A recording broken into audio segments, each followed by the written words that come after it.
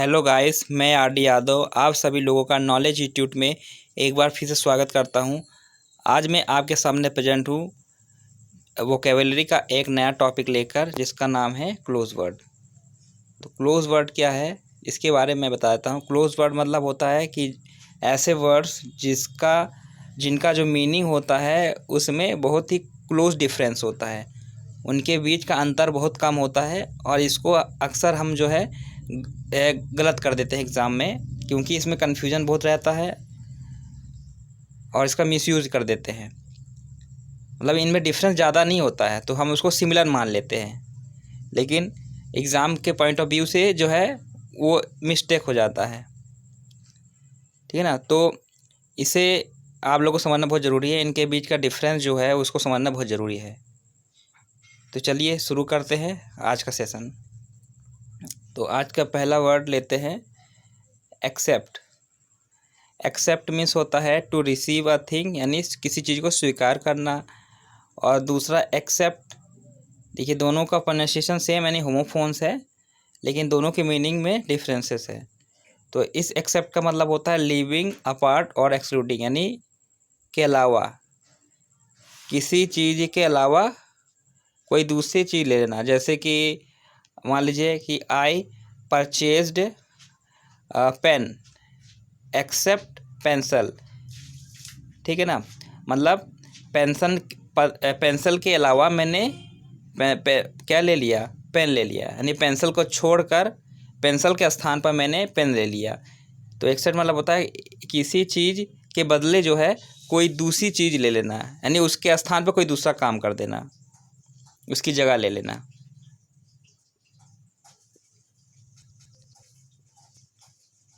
Next देखते हैं expect.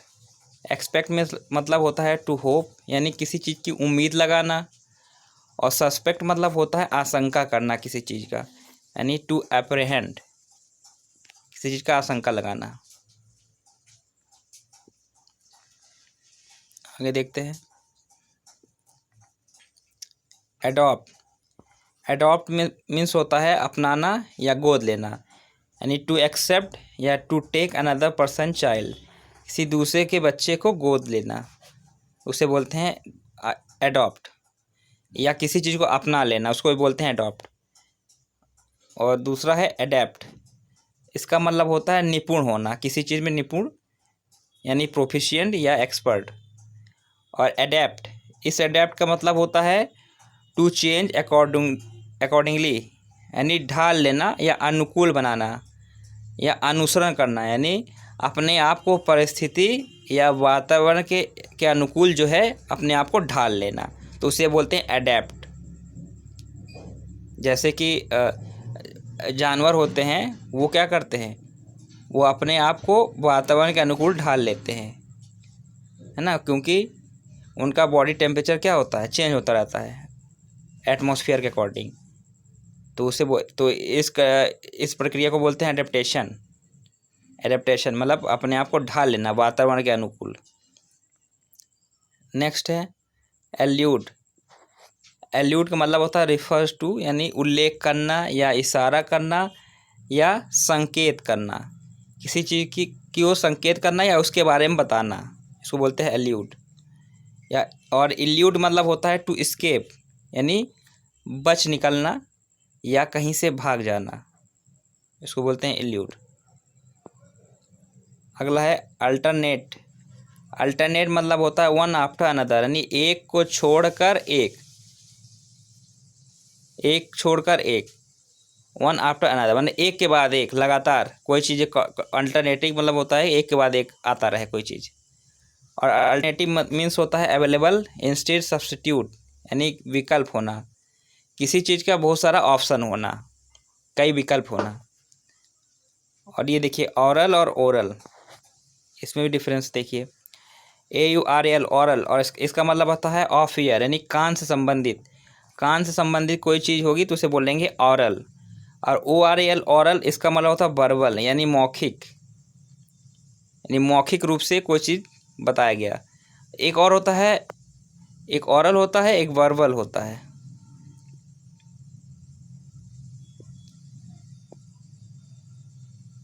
तो ओरल का मतलब होता है, इसको लगभग वर्बल से मान लेते हैं, लेकिन इसमें भी डिफरेंसेस होता है ओरल और वर्बल में। ओरल मतलब होता है मुंह से बोला गया, और वर्बल मतलब होता है शाब्दिक। इसको भी आप अगले पार्ट में, किसी पार्ट में आप देखेंगे डिफरेंसेस को। ओरल और वर्बल में भी डिफरेंसेस होता है, लेकिन आप जनरली ओरल ओरल में ही मान लीजिए कि, और AURAL ओरल इसका मतलब होता है कान से संबंधित, और ORAL ओरल इसका मतलब होता है मौखिक। एक्सेस, ये देखिए 3 एक्सेस है यहाँ पे, तीनों होमोफोन्स है, यानी तीनों की जो प्रोनाउंसिएशन है वो सेम है, लेकिन मीनिंग इनका डिफरेंट है इनका meaning. Access, ACCESS, access, assess, इस एक्सेस का मतलब होता है अप्रोच, यानी पहुँच, किसी चीज़ की पहुँच होना कहीं तक। पहुँच मतलब पहुँचना नहीं कि कहीं जाकर पहुँच जाओ, अप्रोच मतलब पहुँच होना, वहाँ तक पहुँचना, चाहे कोई टॉपिक हो या कोई तथ्य हो या कोई ऐसे इन्वेस्टिगेशन हो, वहाँ तक पहुँच गए आप, अप्रोच करना मतलब वहाँ तक पहुँच लगाना। और एक्सेस, इसका मतलब होता है इवेल्यूट, यानी मूल्यांकन करना, किसी चीज़ का मूल्यांकन करना, उसकी गुणवत्ता की जांच करना। और एक्सेस, इसका मतलब होता है प्रचुरता में, यानी मोर देन ड्यू, जो चीज़ प्रचुरता में हो, साधारण से ज़्यादा स्तर का हो।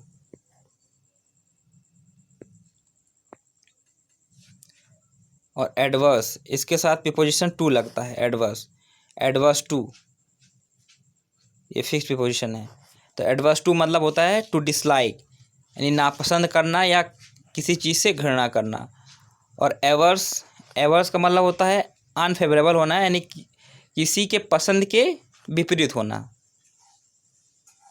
विपरीत होना, अनफेवरेबल होना, पसंद विपरीत नहीं कह सकते हैं, मतलब उसके विपरीत होना, जो कि उसके लिए फेवरेबल ना हो, उसके अनुकूल ना हो, यानी किसी के प्रतिकूल होना है कह सकते हैं। एवर्स मतलब किसी के प्रतिकूल होना या विपरीत होना।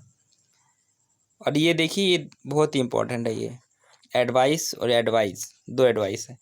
देखिए ADVICE एडवाइस, और दूसरा है ADVISE। इसमें हम लोग अक्सर इसमें मिस्टेक कर देते हैं, और ये एग्ज़ाम में अक्सर आता है, आपको किसी न किसी सेट में, किसी न किसी एग्ज़ाम में आपको देखने को मिल जाएंगे ये दोनों। तो चलिए इसके बीच के डिफरेंस समझते हैं।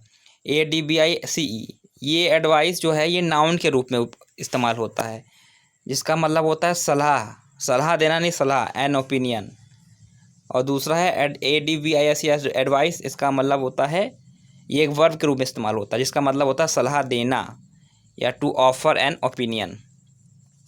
तो इसको ऐसे समझिए, जैसे कि मान लीजिए कि डॉक्टर ने मुझे आपको सलाह दी, तो क्या होगा, डॉक्टर गेव मी एडवाइस। तो यहाँ जो डॉक्टर सब्जेक्ट हो गया, और गेव जो है मेन वर्ब हो गया, और एडवाइस यहाँ नाउन के रूप में काम करेगा, है ना, ये ऑब्जेक्ट के रूप में काम करेगा, नहीं ना, वर्ब का ऑब्जेक्ट, ठीक है। तो ये डायरेक्ट ऑब्जेक्ट के रूप में काम करेगा, डायरेक्ट ऑब्जेक्ट। तो डायरेक्ट ऑब्जेक्ट क्या होता है, वो भी नाउन ही होता है। तो डॉक्टर गेव मी एडवाइस, तो डॉक्टर ने मुझे सलाह दी, तो मेन वर्ब यहाँ क्या है, गेव, लेकिन नाउन जो के रूप में जो काम कर रहा है वो सलाह है, तो यहाँ सलाह नाउन के रूप में काम कर रहा है। लेकिन अगर दूसरा सेंटेंस में बोलेंगे डॉक्टर एडवाइज्ड मी, डॉक्टर ने मुझे सलाह दी, तो यहाँ एडवाइस जो है मेन वर्ब के रूप में काम कर रहा है ना। तो ऊपर वाले में डॉक्टर गेव मी एडवाइस, ना डॉक्टर ने मुझे सलाह दी, यहाँ सलाह नाउन है, और दूसरे वाले में डॉक्टर एडवाइज मी, मतलब डॉक्टर ने मुझे सलाह दी, तो वहाँ नाउन के रूप में काम करेगा, सॉरी वर्ब के रूप में काम करेगा। लेकिन आप इसे याद कैसे रखेंगे, देखिए सी, जैसे सी जो है पहले आता है और एस बाद में आता है, उसी तरह से एन पहले आता है और वी बाद में आता है, यानी जिसमें सी रहेगा तो वो नाउन होगा, यानी एन, सी से एन को रिलेट कर लीजिए। और एस जिसमें आएगा वो वर्ब होगा, एस को बी से रिलेट कर लीजिए। जिस तरह से एन पहले आता है, वी बाद में आता है, उसी तरह सी पहले आता है, एस बाद में आता है। इस तरह से रिलेट करके याद कर सकते हैं। आगे देखते हैं अफेक्ट, अफेक्ट, हाँ ये भी बहुत इंपॉर्टेंट है, ये दोनों ही। अफेक्ट, इस अफेक्ट का मतलब होता है असर करना या प्रभाव डालना, ये एक वर्ब के रूप में काम करेगा। जैसे कि एग्जाम्पल समझ लीजिए, जैसे कि air pollution affected our lungs या affects our lung. Air pollution affect our lungs, तो एयर पोल्यूशन जो है हमारे लंग्स फेफड़ों को पर असर डालता है। तो यहाँ जो है अफेक्ट जो है वर्ब के रूप में काम कर रहा है। Air pollution affect our lungs, ठीक है। और अगर इफेक्ट यूज़ करेंगे तो नाउन के रूप में यूज़ करेगा। तो इसको ऐसा समझिए, the effect of air pollution on our lungs is very bad. तो एयर पोल्यूशन का जो इफेक्ट है वो हमारे लंग्स के लिए बहुत बुरा है। तो यहाँ इफेक्ट जो है नाउन के रूप में काम कर रहा है, ठीक है ना। तो जहाँ नाउन के रूप में यूज़ होगा तो वहाँ इफेक्ट यूज़ करेंगे, जहाँ वर्ब के रूप में यूज़ होगा वहाँ अफेक्ट यूज़ करेंगे। तो अफेक्ट का मतलब होता है असर करना या प्रभाव डालना, और इफेक्ट का मतलब होता है या बदलाव या प्रभाव। आगे देखते हैं।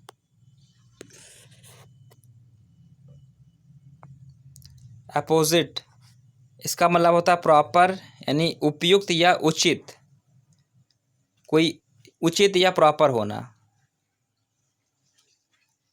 और अपोजिट तो आप जानते हैं, इन फ्रंट ऑफ या कंट्रेरी। इसका दो मीनिंग है, एक होता है सामने और दूसरा मीनिंग होता है विपरीत, यानी किसी के विपरीत होना या किसी के सामने होना। अगला है एमेंड। एमेंड मतलब होता है टू इम्प्रूव, यानी संशोधन करना। जैसे कि संविधान में संशोधन जो होता है उसे अमेंडमेंट बोलते हैं। तो संशोधन मतलब क्या है कि कोई चीज़ जो पहले से है उसको ना हटाकर उसमें और कुछ चेंजेस कर देना। जैसे कि मान लीजिए कि आपका रूम है, ठीक है, उसमें आपने कुछ डेकोरेशन कर दिया, इंटीरियर कर दिया आपने, उसमें पुट्टी करवा दिया, उसमें कुछ डिज़ाइन बनवा दिया, तो वो संशोधन हो गया। आपने उस रूम को आपने तोड़वाया नहीं, बल्कि जो है ऑलरेडी उसी में ही आपने और इम्प्रूवमेंट कर दिया, संशोधन कर दिया, तो उसे बोलेंगे संशोधन। लेकिन एमेंड का मतलब क्या होता है कि जो चीज़ पहले से है उसको हटाकर उसके जगह पे नई चीज़ निकाल देना, नई चीज़ ला देना, यानी जो भी अशुद्धियाँ, जो कमियां हैं उसको हटाकर नई चीज़ ला देना। टू रिमूव द मिस्टेक्स, अशुद्धियाँ निकाल देना। जैसे मान लीजिए आपका रूम है, तो आपने उसका क्या किया, आपने उसको तोड़वा के, या मान लीजिए उसका जो वो था प्लास्टर था उसको आपने निकलवा के उसको आपने जो है उसमें फिर से प्लास्टर कर दिया, ऐसे मान लीजिए। या आपने एक वॉल तोड़वा के जो है उसमें एक विंडो लगा दिया, तो आपने वॉल को हटा दिया। तो मतलब उसमें कुछ चीज़ों को हटाकर नई चीज़ ला देना, इमेंड का मतलब होता है, यानी अशुद्धियों को निकाल देना। और एमेंड मतलब क्या होगा कि किसी चीज़ को हटाएंगे नहीं, बल्कि जो पहले से है उसको और ही इम्प्रूव कर देना।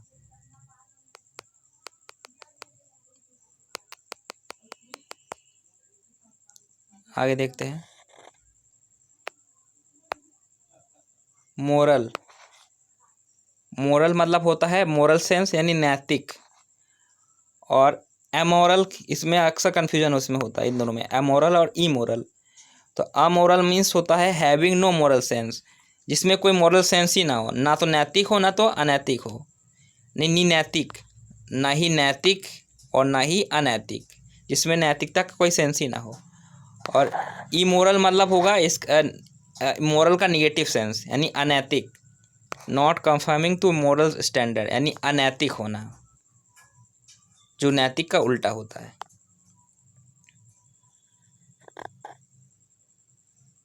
नेक्स्ट है एंटिक्स। इसका मतलब होता है ट्रिक्स, यानी हंसाने के लिए की गई हरकत। जो जोकर लोग करते हैं उसे बोलते हैं एंटिक्स, हंसाने के लिए जो ट्रिक करता है वो। और एंटिक्स, इसका मतलब होता है एंशियंट पीस ऑफ आर्ट, यानी प्राचीन कला की वस्तुएं, यानी ऐतिहासिक जो वस्तुएं होती है उसे बोलते हैं एंटिक पीस। जो भी वस्तुएं हमें जो वो होते हैं जो खनन करते हैं, है ना, खनन करता जो पुरातत्व विभाग के जो लोग होते हैं, तो खनन करके जो हिस्टोरिकल साइट से है, ऐतिहासिक स्थल से जो चीज़ें उन्हें मिलती है, मूर्ति वगैरह, बर्तन वगैरह, जो प्राचीन सभ्यता की चीज़ है, तो उन्हें बोलते हैं एंटिक, यानी प्राचीन कला की वस्तुएं। अप्रेस, अप्रेस मतलब होता है मूल्यांकन करना, यानी एसेस द क्वालिटी या वैल्यू ऑफ, किसी चीज़ का किसी चीज़ की गुणवत्ता का मूल्यांकन करना। आगे देखते हैं।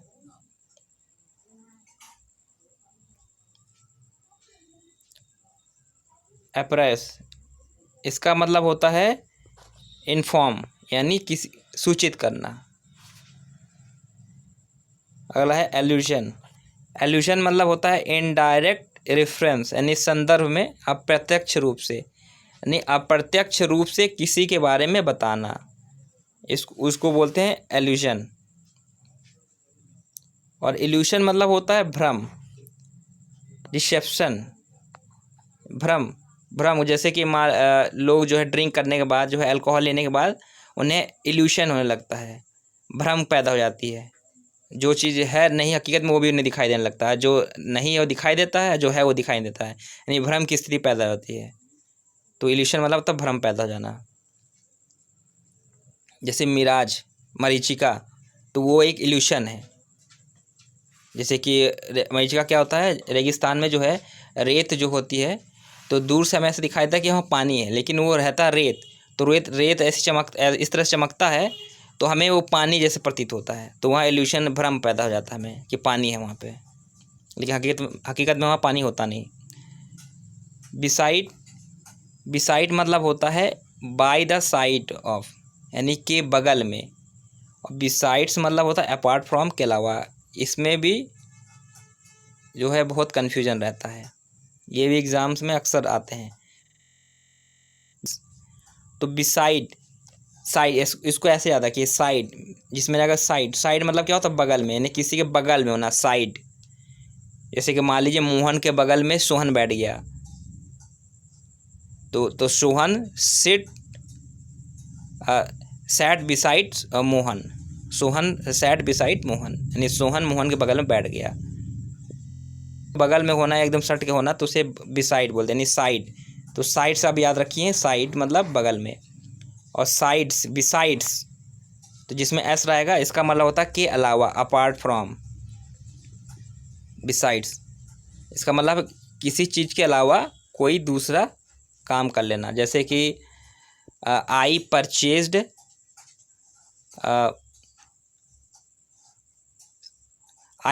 स्नैक्स बिसाइड समोसा, समोसा के अलावा मैंने स्नैक्स खरीद लिया। बिसाइड्स मतलब अपार्ट फ्रॉम, उसके अलावा कोई दूसरा काम कर लेना। ब्राइडल, ब्राइडल मतलब होता है हेड गियर ऑफ हॉर्स, यानी लगाम, घोड़े की जो लगाम होती है उसे बोलते हैं ब्राइडल। और BRIDAL, ब्राइडल, इसका मतलब होता है रिलेटेड टू ब्राइड या ब्राइडग्रूम, यानी दूल्हा या दुल्हन से संबंधित जो चीज़ें होंगी उसे बोलेंगे ब्राइडल। जैसे ब्राइडल ड्रेस, ब्राइडल मेकअप। अगला है बेनिफिशियरी, बेनिफिशियरी मतलब होता है यूज़फुल, यानी लाभदायक होना। कोई चीज़ जो है किसी के लिए लाभदायक हो तो उसे बोलेंगे बेनिफिशियल, ठीक। और बेनिफिशियरी क्या होता है, वन हु रिसीव बेनिफिट्स, यानी लाभान्वित व्यक्ति या लाभार्थी, यानी ऐसा पर्सन जिसे बेनिफिट मिल रहा हो या मिलने वाला हो, तो उसे बोलेंगे बेनिफिशियरी। जैसे कि सरकार की योजनाओं का जो फ़ायदा मिलता है लोगों को, तो उसे बेनिफिशियरी बोलेंगे। जैसे कि कोरोना के समय जो मुफ्त राशन बांटे जा रहे हैं, तो जो पात्र व्यक्ति होंगे तो उन्हें हम बोलेंगे बेनिफिशियरी, क्योंकि उन्हें इस योजना का लाभ मिल रहा है। अगला है BOAR, बोर, इसका मतलब होता है पिग, वाइल्ड, यानी सुअर, सुअर या जंगली कह सकते हैं। ऐसा व्यक्ति जो जंगली हो या जो कोई सुअर है उसको भी हम बोरी बोलते हैं, या जंगली सुअर, जंगली सुअर को हम बोलते हैं बोर। और दूसरा BORE, बोर, इसका मतलब होता है बर्दाश्त करना या पैदा करना, टू टॉलरेट और टू प्रोड्यूस। टॉलरेट करना मतलब बर्दाश्त करना, या टू प्रोड्यूस। ये बियर का सेकेंड फॉर्म है, पास्ट पार्टिसिपल है। बियर का पास्ट पार्टिसिपल होता है बोर, इसका मतलब होता है बर्दाश्त करना या पैदा करना। नेक्स्ट है बॉट। बॉट क्या होता है, ये बाई का जो है पास्ट पार्टिसिपल फॉर्म है, सेकेंड फॉर्म और थर्ड फॉर्म है। बाई का सेकेंड फॉर्म थर्ड फॉर्म क्या होता है, बॉट होता है, जिसका मतलब होता है खरीदना। और ब्रॉट, ब्रॉट ये ब्रिंग का जो है पास्ट पार्टिसिपल है, ब्रिंग, ब्रिंग, ब्रॉट, ब्रॉट, जिसका मतलब होता है लाना, किसी चीज़ को लेकर आना। जैसे कि माय फादर ब्रॉट जो है पिज़्ज़ा फॉर मी, मेरे फादर ने मेरे लिए पिज़्ज़ा लेकर आए, तो ब्रॉट यानी लेकर आना। ये देखिए इसमें बहुत ही कन्फ्यूजन रहता है, ये अक्सर एग्ज़ाम में आता है। कैच और होल्ड दोनों में देखिए माइनर डिफरेंस है, लेकिन जो है इसको समझना ज़रूरी है। कैच ये और होल्ड दोनों ही नाउन है। तो कैच का मतलब होता है कोई चीज़ जो मूव कर रही है और मूव करते हुए चीज़ों को पकड़ना, यानी कोई वस्तु जो गतिमान है, गतिमान वस्तु को पकड़ लेना। जैसे कि बॉल आ रही है, आपने उसको पकड़ लिया तो वो कैच कहलाएगा, है ना। या कोई मान लीजिए कोई चोर भाग रहा है चोरी करके, और भीड़ ने उसको पकड़ ली या पुलिस ने उसको पकड़ लिया, तो वहाँ कैच होगा क्योंकि वो गतिशील था और उसको पकड़ लिया। और होल्ड का मतलब क्या होता है कि कोई चीज़ रुका हुआ है उसको चलने से रोक लेना। जैसे मान लीजिए कोई चोर है, एक जगह बैठा हुआ है, आपने वो भाग नहीं रहा, एक जगह बैठा है और उसे पुलिस ने पकड़ लिया, तो वो होल्ड कहलाएगा। और वो भागने की कोशिश कर रहा है, हाथ छुड़ा रहा है, भागने की कोशिश कर रहा है, लेकिन वो आप उसे भागने नहीं दे रहे हो, तो होल्ड। तो होल्ड का मतलब होता है कि कोई चीज़ जो रुकी हुई है उसको पकड़े रहना ताकि वो वहाँ से हिल ना जाए, वहाँ से भाग ना जाए। और कैच का मतलब होता है कि गतिमान वस्तु को पकड़ लेना। तो आई होप समझ में आ गया होगा डिफरेंस आपको। तो होल्ड मतलब होता है to take hold as something when it is static, कोई ऐसी वस्तु जो स्टैटिक हो, जो स्थिर हो, उसको पकड़े रहना, थामे रहना।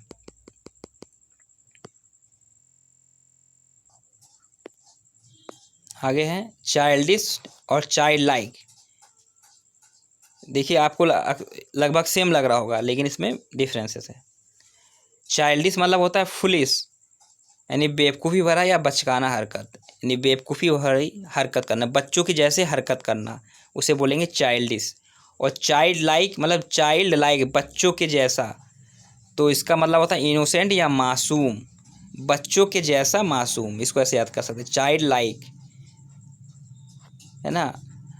My younger brother is child like, यानी मेरा छोटा भाई बच्चों के जैसा मासूम है। इस तरह से आप याद कर सकते हैं इसको। और चाइल्डिश मतलब होगा बेवकूफ़।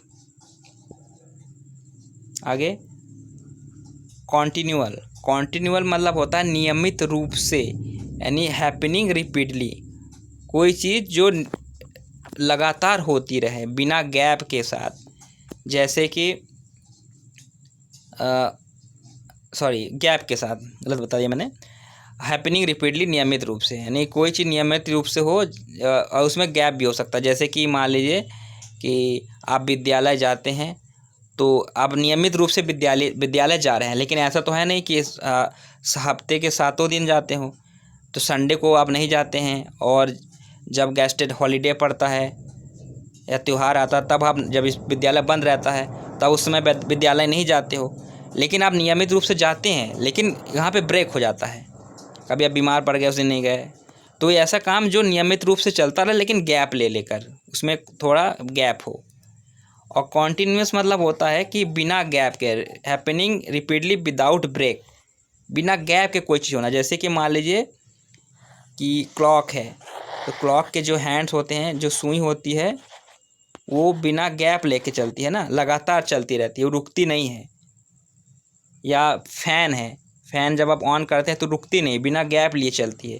तो कोई काम बिना गैप लिए या बिना रुके वो चलती रहे लगातार, तो उसे बोलेंगे कॉन्टीन्यूअस।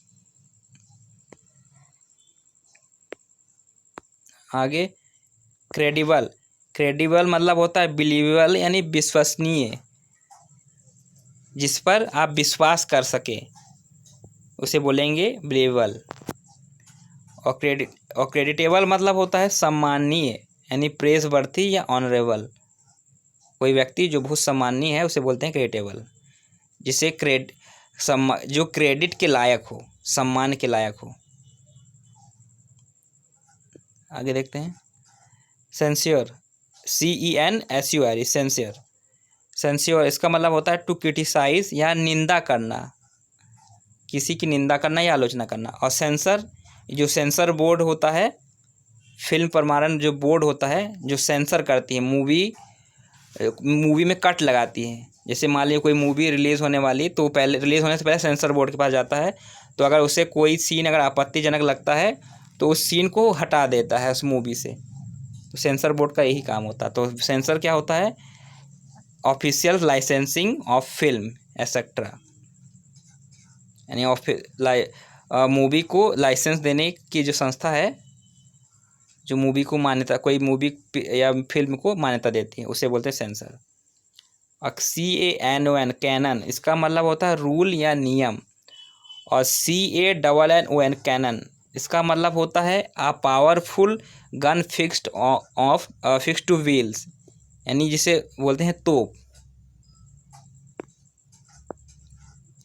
और कैनवस, CANVAS, इसका मतलब होता है कोर्स क्लॉथ, मोटा कपड़ा या किरमिच या टेंट वाला कपड़ा, जिसमें आर्टिस्ट लोग जो है अपनी ड्राइंग बनाते हैं, तो वो कैनवस होता है, थोड़ा मोटा कपड़ा होता है, यस, जिसे किरमिच बोलते हैं। तो उस किरमिच के कपड़े या मोटे कपड़े पर ड्राइंग बनाते हैं। और CANVAS, कैनवस, जिसमें डबल S होगा, इसका मतलब होता है घूम घूम कर वोट मांगना या प्रचार करना, यानी visit houses to get political support. Symmetry, ये भी बहुत ही इंपॉर्टेंट, ये दोनों वर्ड। CEMETRY, सेमेट्री, इसका मतलब होता है ए बरियल प्लेस, कब्रगाह, ईसाइयों का जो कब्रिस्तान होता है उसे बोलते हैं सिमेट्री। और SYMMETRY, सिमेट्री, इसका मतलब होता है हारमोनी या एक सा या सम्मित आपने पढ़ा होगा मैथ में, सम्मित फिगर, सिमेट्री। जैसे कि ये मान लीजिए ट्राइंगल, एक ये ट्राइंगल है और एक ट्राइंगल है, ठीक है, और दोनों ट्राइंगल एक दूसरे को ओवरलैप कर दे, यानी एक दूसरे को ढक ले। मान ली दोनों की भुजाएं सेम है, ये भी 2 सेंटीमीटर है, ये भी 2 सेंटीमीटर है, ये भी 2 सेंटीमीटर, ये भी 2 सेंटीमीटर, ये 3 सेंटीमीटर है ये वाली भुजा, ये भी 3 सेंटीमीटर है।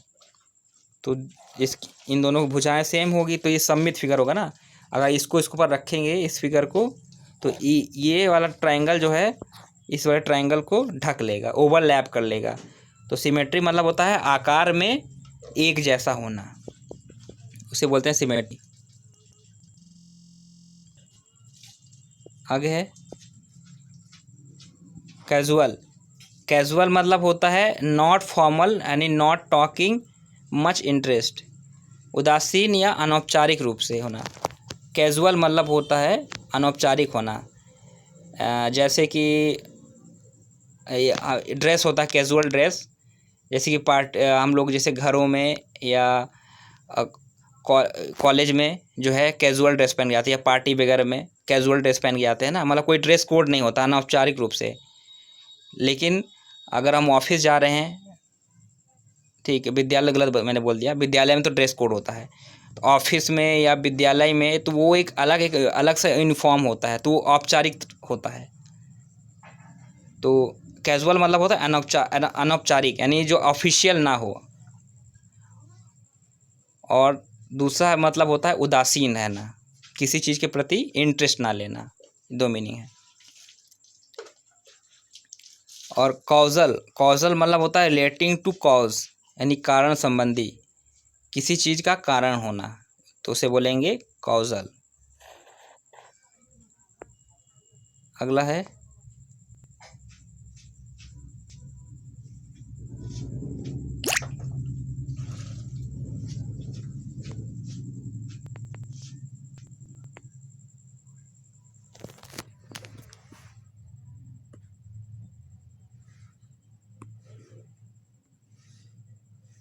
है क्लाइमेक्टिक। क्लाइमेक्टिक में मतलब होता है चरम उत्कर्ष या सीमा संबंधित, रिलेटिंग टू क्लाइमैक्स। जैसे मूवी का क्लाइमैक्स होता है यानी अंतिम पार्ट, यानी किसी चीज़ का अंतिम हिस्सा यानी चरम हिस्सा, अंत में पहुंच जाना, तो उसे बोलते हैं क्लाइमेक्टिक। अगला है क्लाइमेटिक। इसका मतलब होता है रिलेटिंग टू क्लाइमेट, यानी जलवायु से संबंधित होना। आगे देखते हैं कोर्स। कोर्स का मतलब होता है रफ, यानी भद्दा, मोटा या जो उबड़ खाबड़ हो, समतल ना हो। कोर्स, इसको COURS कोर्स, इसका मतलब होता है ए लाइन ऑफ एक्शन, यानी किसी कार्य को करने का सिलसिलेवार रास्ता, किसी कार्य का सिलसिलेवार रास्ता, तो उसे कोर्स बोलते हैं। जो कोई काम जो है वो एक लाइन में चलता रहे।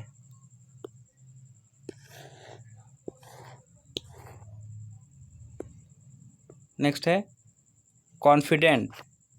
अगर नाउन के रूप में अगर यूज़ करेंगे तो कॉन्फिडेंट का मतलब होगा राजदार या विश्वसनीय।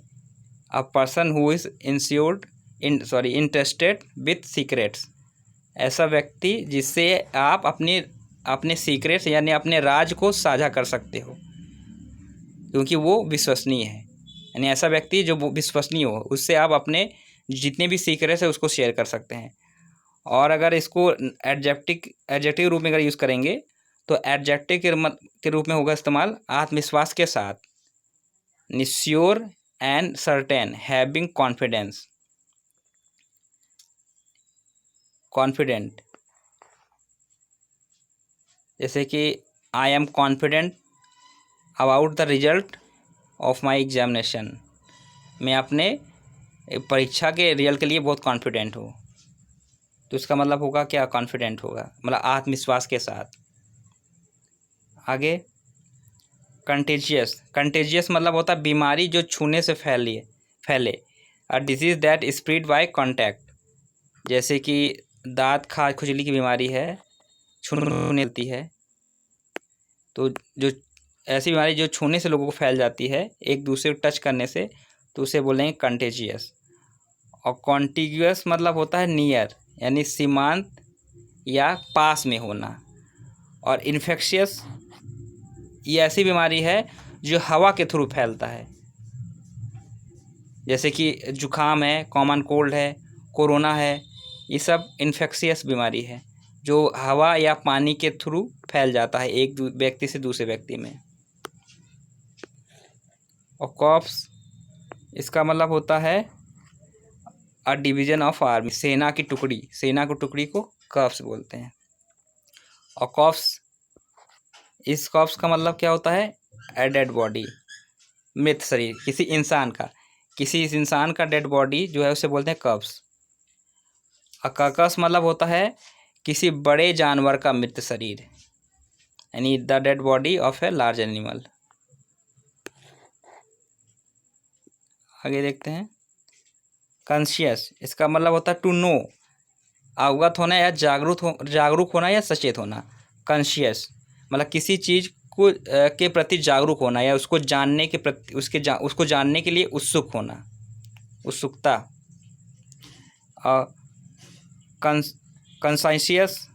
कंसाइशियस मतलब होता है with a sense of duty, यानी जमीर वाला, विवेक वाला या दिल वाला। ऐसा व्यक्ति जो जमीर वाला हो, जो अपने कर्तव्यों के प्रति सजग रहे, या विवेक वाला दिल, जिसका दिल जो है बहुत विवेक वाला, दिल वाला, इसमें थोड़ा स्लैश होना चाहिए यहाँ पे। विवेक वाला भी हो सकता है, दिल वाला भी हो सकता है, और जमीर वाला, 3 मीनिंग हो सकता है। ऐसा व्यक्ति जिसका दिल बहुत बड़ा है, या ऐसा व्यक्ति जिसका जमीर बहुत अच्छा है, या विवेक वाला व्यक्ति। कंप्लेन अगर वर्ब के रूप में यूज़ करेंगे तो इसका मतलब होता है शिकायत करना, to say that something is wrong और नॉट सेटिस्फैक्ट्री। जैसे कि कंप्लेन करना, जैसे कि पीपल कंप्लेन टू द नगर निगम about the bad drainage system, तो लोगों ने नगर निगम को में शिकायत करी। तो यहाँ कंप्लेन जो है यहाँ वर्ब के रूप में इस्तेमाल करेगा, पीपल कंप्लेन टू द नगर निगम। ठीक है, तो यहाँ कंप्लेन जो है वर्ब के रूप में काम कर रहा है। लेकिन अगर कह देंगे कि कंप्लेन आ रही है, जैसे पेरेंट्स ने कहा कि तुम्हारी बहुत कंप्लेन आ रही है, I am listening complain much of complain about you. Parents अपने बच्चे से बोल रहे हैं कि I am listening lots of complain about you. तो यहाँ कंप्लेन नाउन के रूप में इस्तेमाल हो रहा है, तो इसका मतलब होगा शिकायत। कंप्लेसेंट, कंप्लेसेंट मतलब होता है सेल्फ सेटिस्फाइड, यानी आत्मसंतुष्टि होना, किसी चीज़ की आत्मसंतुष्टि होना। और कंप्लेसेंट इसका मतलब होता है ओबीडियंट एंड कंप्लिएंट, यानी आज्ञाकारी होना, किसी की आज्ञा मानना। ऐसा व्यक्ति या कोई बच्चा जो अपने माता पिता का आज्ञा मानता है या अपने बड़ों की बात मानता हो, उसे बोलते हैं कंप्लेसेंट। आगे देखते हैं कम्प्लीमेंट। कम्प्लीमेंट मतलब होता है पूरक। नाउन के रूप में अगर देंगे, इसका अगर देखें तो इसका मतलब होता है अ थिंग दैट कंप्लीट्स और इम्प्रूव, यानी पूरक होना। जैसे कि चाय बनाने के लिए जो है चाय पत्ती और दूध उसका पूरक है, यानी उसके बिना चाय नहीं बन सकती। चाय पत्ती और दूध डालने से ही जो है ये चाय पूरा होता है, तो वह पूरक होगा उसके लिए। और वर्ब के रूप में अगर देखें तो इसका मतलब होगा पूरा करना, add to something in a way that it improves. जैसे कि आप दूध में चाय में अगर दूध डाल रहे हो तो वहाँ वो वर्ब के रूप में इस्तेमाल होगा, तो कम्प्लीमेंट। और अगर उसके अगर विशेषता देखें तो वो क्या है, वो पूरक है चाय के लिए। लेकिन अगर चाय में दूध डाल रहे हो तो वो वर्ब के रूप में काम करेगा, क्योंकि उसको डालने से आप उसको चाय को पूरा कर रहे हो। और कम्प्लीमेंट ऑन, इसका मतलब होता अगर इसमें ऑन अगर प्रीपोजिशन अगर लग गया तो इसका मतलब होगा तारीफ करना या बधाई देना, अ रिमार्क ऑफ एडमिरेशन। आगे देखते हैं, ये तीनों बहुत ही इंपॉर्टेंट हैं। कस्टम, कस्टम मतलब होता है सोशल यूजेस, यानी सामाजिक नियम या रीति रिवाज, उसको बोलते हैं कस्टम। और कस्टम्स मतलब होता है एक्साइज ड्यूटी, सीमा शुल्क। जो सीमा शुल्क लगता है एक राज्य से दूसरे राज्य में, कोई चीज़ हम जब लाते हैं माल लाते हैं, जो व्यापारी जो माल लेके आता है एक सीमा से दूसरे सीमा में राज्यों के भीतर, तो उसे सीमा शुल्क देना पड़ता है, जिसे बोलते हैं एक्साइज ड्यूटी। और हैबिट का मतलब होता है पर्सनल यूजेस, यानी आदत। किसी किसी व्यक्ति विशेष की जो आदत होती है उसे बोलते हैं हैबिट। और कस्टम जो है वो पूरा एक समाज या पूरा एक जो है गुट या संस्था का हो सकता है, उसे कस्टम बोलेंगे। और हैबिट जो है एक पार्टिकुलर किसी एक व्यक्ति का होगा। ओके गाइस, आज का डिस्कशन यहीं तक रहा। तो चलिए मिलते हैं आप लोगों से एक नए टॉपिक के साथ। तो अगर आपको अच्छा लगा है तो प्लीज़ लाइक करिए और इसे अपने दोस्तों तक शेयर करिए। Okay, thank you for watching, good bye.